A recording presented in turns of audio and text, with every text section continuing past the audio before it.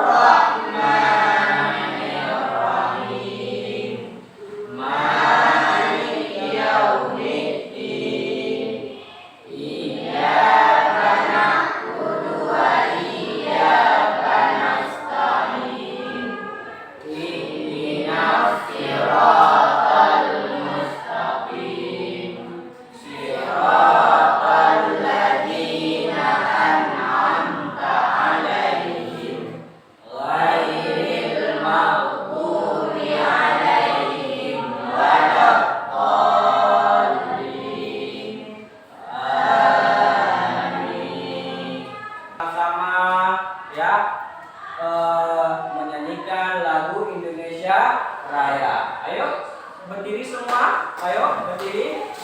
Ya. Indonesia tanah airku, tanah tumpah darahku. Di sanalah aku berdiri, jadikan Indonesia kebangsaanku, bangsa dan tanah airku. Marilah kita berseru, Indonesia bersatu. Anakku sekalian, ya tadi kita sudah berdoa, sudah menyanyikan lagu Indonesia Raya, ya. Bapak ingin mengabsen dulu, mau lihat siapa yang tidak hadir. Rehan, siapa yang tidak hadir hari ini? Abdullah. Kenapa Abdullah tidak hadir? Sakit. Oh, sakit. Nah, siapa lagi yang tidak hadir? Andrian. Kenapa Andrian tidak hadir? Sakit juga. Sakit apa? Demam ya. Mudah-mudahan kita mendoakan ya kawan-kawan kita itu cepat sembuh dan bisa belajar kembali bersama kita. Baiklah ya. Baiklah. Bapak lihat anak-anak hari ini kurang semangat ya. Baiklah, sebelum kita memasuki pembelajaran, mari kita membuat suatu ice breaking dulu supaya anak-anak tetap semangat dan ceria ya. Siang, sore, pagi, sore, siang, sore,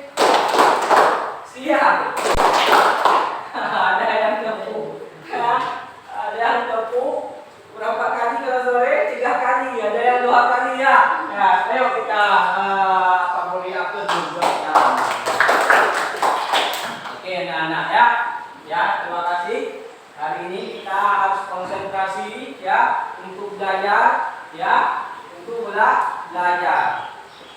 Konsentrasi untuk belajar materi yang kita gali hari ini ataupun yang kita belajar hari ini mengenai yaitu ya menghadirkan salat dan zikir dalam kehidupan. Ya, menghadirkan salat dan zikir dalam kehidupan.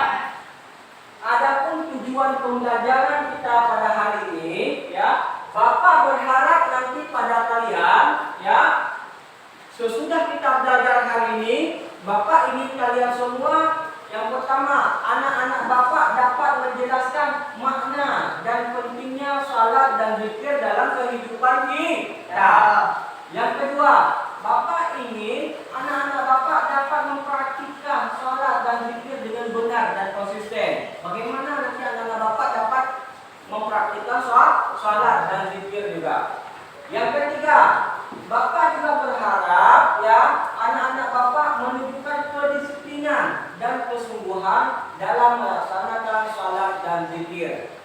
Dan yang terakhir, Bapak berharap anak-anak Bapak semuanya dapat menerapkan salat dan zikir dalam konteks berbagai situasi kehidupan dan berbagi pengetahuan tersebut dengan orang lain. Bapak ingin anak Bapak ini selalu salat, selalu zikir di rumah. Itu yang Bapak harapkan sesudah kita belajar pada hari ini.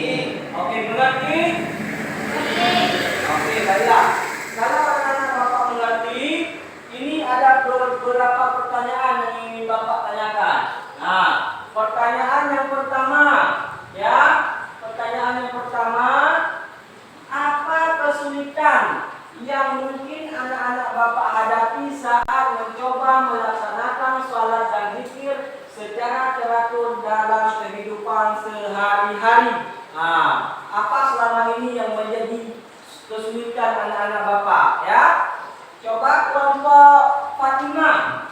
Coba jawab kelompok Fatimah. Silakan.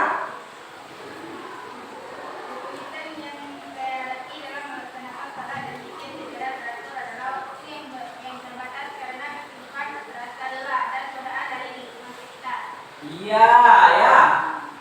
Kelompok Fatimah dijawab oleh si Ratna bahwa dia kesulitan mengenai pengaturan jadwal, manajemen.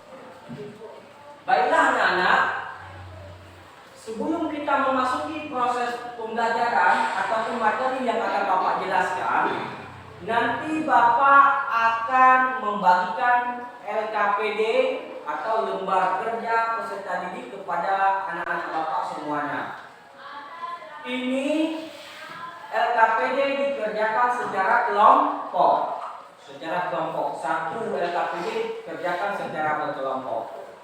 Maka dengar dulu materi yang Bapak jelaskan supaya bisa menjawab LKPD yang akan nanti Bapak bagikan. Ya, kenapa? Yang pertama, kenapa salat itu penting dalam Islam?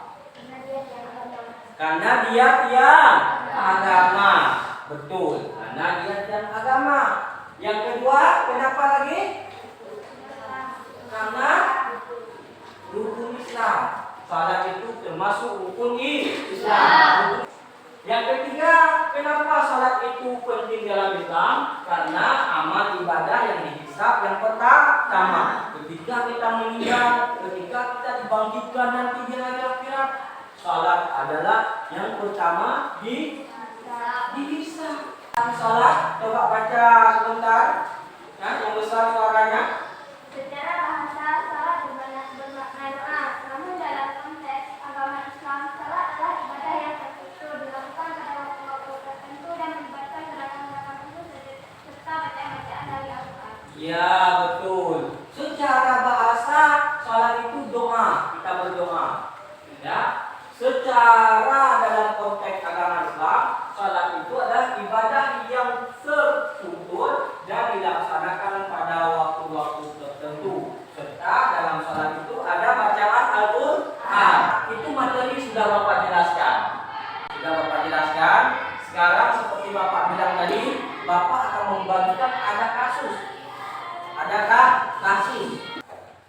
Tolong dibagikan sebentar kepada kawan-kawan kita. Ya, ini dikerjakan berkelompok. Sebelum anak-anak bapak mengerjakan, sebelum anak bapak mengerjakan, bapak akan menjelaskan dulu, ya. Di sini ada deskripsinya. Ahmad adalah, coba semua disimak pada yang sudah dibagikan, yang disimak, ya, disimak semuanya, perhatikan, ya. Ahmad adalah seorang siswa kelas 7 yang masih aktif di sekolah. Selain kegiatan belajar, Ahmad juga ikut banyak kegiatan ekstrakurikuler. Silakan kalian diskusi dengan bahan yang sudah ada buku, ada artikel yang sudah bapak bagi. Silakan isikan, isi nama kelompok, nama anggota kelompok, ya. Bapak kasih waktu selama berapa lama ini bisa mengerjakannya? 30 menit cukup? Cukup. Alhamdulillah. Berapa menit? Dia 30? Oke, 30 menit untuk mengerjakan 5 soal ini secara bersama-sama. Oke, silakan dikerjakan mulai sekarang. Nomor? Apa dampak yang mungkin terjadi jika Ahmad terus-menerus menunda atau meninggalkan sholat? Apa dampak? Apa yang terjadi? Apa yang terjadi jika Ahmad terus-menerus tinggal sholat? Jika dia terus-menerus tinggal sholat, apa yang terjadi? Apakah dia akan semakin akhlaknya tidak baik, ataupun dia tidak bisa menjaga waktu? Ataupun dia tidak disiplin. Nah, itu dampak dari dia sering tinggal sholat. Terus banyak dosa, ya kan? Kalau kita tinggal sholat banyak dosa. Itu begitulah pengertian soal nomor 3, ya kan? Coba lihat. Nah, coba lihat. Silakan isi ya. Isi kerjasama, coba saling mencari jawaban, membantu kawan yang lain, jangan satu. Coba saling mencari jawabannya, ya anak-anaknya, membantu. Ayo membantu, ya, mencari jawabannya. Mencari jawabannya, coba. Baiklah, anak-anak udah siap semuanya ya? Udah siap semuanya? Oke. Baik, ya. Kalau sudah siap semuanya, kita akan mendengar, ya, daripada kelompok 1, kelompok Fatimah untuk menjawab pertanyaan nomor 1, 2 saja. Silahkan memberikan komentar kepada jawaban kawan yang lain. Misalnya, bagaimana dijawab oleh kelompok 1 misalnya tentang ini, berikan komentar. Wow, sangat bagus jawabannya dan itu sangat tepat jawabannya, komentarnya ya. Silahkan. Untuk pertama kita akan mempersilahkan daripada kelompok Fatimah terlebih dahulu. Silakan kelompok Fatimah ke depan. Siapa yang menjadi juru bicaranya, silakan mempresentasikan. Silakan semuanya ke depan. Semuanya ke depan. Kami ingin melihat, ya. Ingin melihat, ya. Ingin melihat, ya, kelompok Aisyah, ya. Kelompok Fatimah dulu, ya. Silakan. Sini lagi. Oke. Assalamualaikum warahmatullahi wabarakatuh. Waalaikumsalam warahmatullahi wabarakatuh. Berdirinya kami di sini untuk mempresentasikan hasil kerja kelompok kami. Ya, silakan. Kami akan menjawab nomor 1 dan nomor 2, yaitu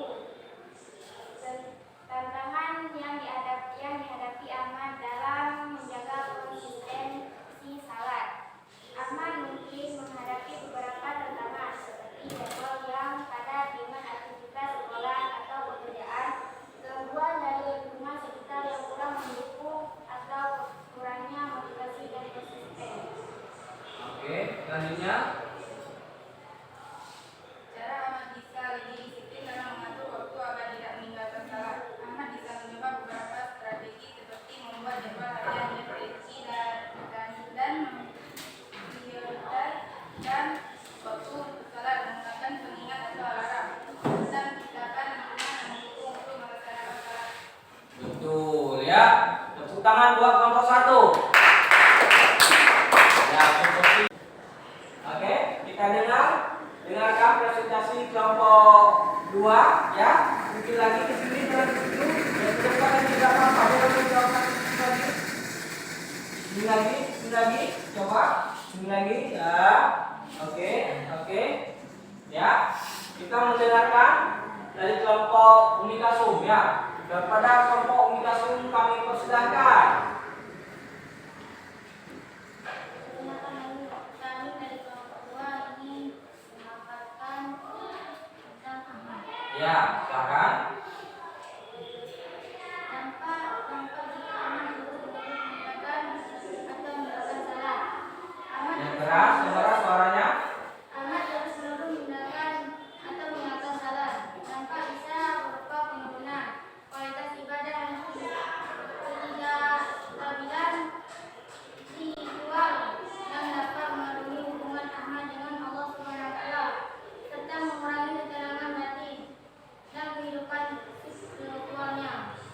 Ya, betul.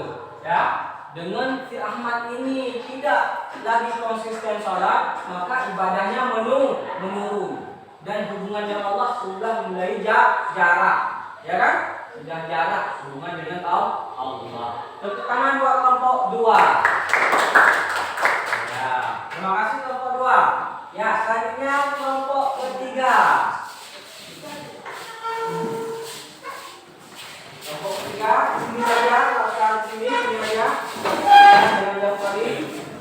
Sini, kelompok ketiga. Ya, kelompok ketiga.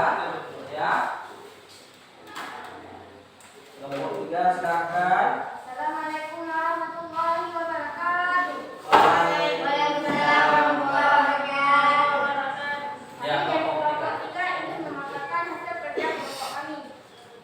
Cara saya mengatasi tantangan yang serupa dalam menjaga konsisten salat, saya biasanya membuat jadwal harian yang teratur, menggunakan reminder dari ponsel atau jam alarm untuk mengingatkan waktu salat, serta menjadi tempat yang tenang dan nyaman untuk melaksanakan salat agar fokus dan khusyuk.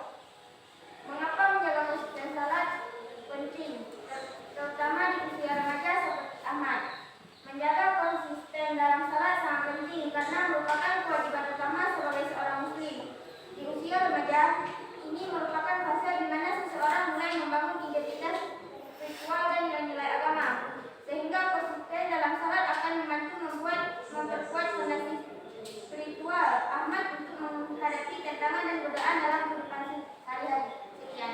Assalamualaikum warahmatullahi wabarakatuh. Waalaikumsalam warahmatullahi wabarakatuh. Ya, betul seperti yang dijawab dari kasus oleh kelompok Aisyah tadi, bahwa dengan kita melakukan konsistensi ya dengan dalam salat, kita hubungan Allah tetap terjaga. Apalagi kita masa remaja, masa banyak pengaruh. Sekarang kira-kira ada nggak pertanyaan yang ingin anak-anak tanyakan kepada Bapak? Silakan. Apa saja yang belum anak-anak Bapak pahami, silakan ditanyakan. Ya, silakan bertanya tentang materi yang tadi, silakan. Coba apa? Apa kedisiplinan dalam zikir? Apa kedisiplinan? Ya, apa kedisiplinan dalam zikir? Siapa yang bisa menjawab? Apa kedisiplinan dalam zikir? Nah, silakan. Yang keras suaranya biar didengar oleh kawan kita. Zikir dapat dilakukan setelah salat, terutama setelah salat fardu atau di waktu lainnya seperti sebelum tidur, setelah bangun tidur, dan ketika dalam perjalanan. Membiasakan diri untuk melakukan zikir secara teratur membantu menanamkan kebiasaan yang baik dalam kehidupan sehari-hari. Iya, betul ya. Betul pertama setiap salat. Setiap salat, apa itu salat maghrib, apa itu salat isya, subuh, apalagi salat maghrib, subuh, zuhur, asar. Kita harus berzikir dulu. La ilaha illallah Muhammadur Rasulullah atau subhanallah. Ya, supaya konsisten bagaimana? Ya, setiap saat kita lakukan zikir. Ya, setiap saat, setiap kita duduk, zikir juga. Zikir nggak mesti di mulut seperti yang tadi Bapak jelaskan. Zikir bisa dalam hati kesimpulannya. Yang pertama, salat adalah tiang agama dan merupakan sarana mendekatkan diri kepada Allah. Yang kedua, zikir adalah aktivitas mengingat Allah. Dengan zikir kita mengingat Allah yang membantu memperkuat ikatan spiritual dan memberikan ketenangan hati. Yang ketiga, salat dan zikir membentuk karakter disiplin dan tanggung jawab, menjaga hubungan manusia dengan Allah serta mengurangi stres. Yang keempat, salat harus dilakukan sesuai dengan tata cara yang syariat, khusyuk dan tepat waktu untuk menjaga spiritualitas. Yang kelima, zikir harus dilakukan dengan hati yang ikhlas sebagai sarana merenungi kebesaran Allah dan memohon ampun. Yang selanjutnya, konsistensi dalam salat dan zikir memperkuat hubungan spiritual dengan Allah. Yang ketujuh, kedisiplinan dalam salat berarti melaksanakan salat tepat waktu dan khusyuk. Yang selanjutnya, sesungguhnya dalam zikir berarti melakukannya dengan tulus dan memahami maknanya. Anak-anakku, inilah kesimpulan kita belajar pada hari ini. Maka Bapak berharap anak-anak Bapak terus konsisten dalam melakukan sholat dan zikir. Jangan pernah lewatkan sholat, karena sholat itu adalah ibadah yang pertama dihisab. Kalau Allah berhasil menghisab sholat kita ada sholat. Tiap waktu, maka ibadah yang lain pun akan mengikutinya. Tetapi kalau kita tidak sholat, lain juga akan tinggal. Ya anak-anakku, ya, oke, baiklah. Cukup di sini pembelajaran kita pada hari ini, ya. Cukup di sini pembelajaran kita pada hari ini, ya. Kita terus belajar tentang sholat, tidak lagi di sekolah, ya. Tidak, sekarang tadi sudah Bapak sampaikan, kalian praktek di rumah. Ya, kita akan belajar materi selanjutnya. Tentang apa selanjutnya? Tentang haji, ya. Ke depan tentang haji, ya. Tentang haji. Berarti kalian di rumah terus belajar dulu tentang materi haji selanjutnya. Baiklah, sebelum Bapak mengakhiri pembelajaran, untuk memberkahi supaya pelajaran kita hari ini diberkahi lagi oleh Allah, maka kita akan membaca doa untuk pelajaran. Ya, silakan kita baca bersama-sama. Bismillahirrahmanirrahim. Subhanallahumma wa bihamdika asyhadu an la ilaha illa anta astaghfiruka wa atubu ilaik. Amin. Anak-anak Bapak berpesan terus menjaga sholat dengan konsisten, terus mengajak kawan-kawan lain untuk mengerjakan sholat, terutama keluarga di rumah. Kalian jangan lupa sholat. Yang pertama, sholat 5 waktu. Baiklah anak-anak, cukup di sini pertemuan kita pada hari ini. Kita akan bertemu lagi di minggu depan.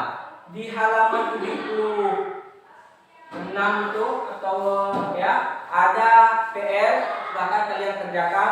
Kalau yang tidak mengerti, tanyakan pada kawan yang bisa mengerti. Ya, itu PR silakan dikerjakan. Ya, Bapak akhiri.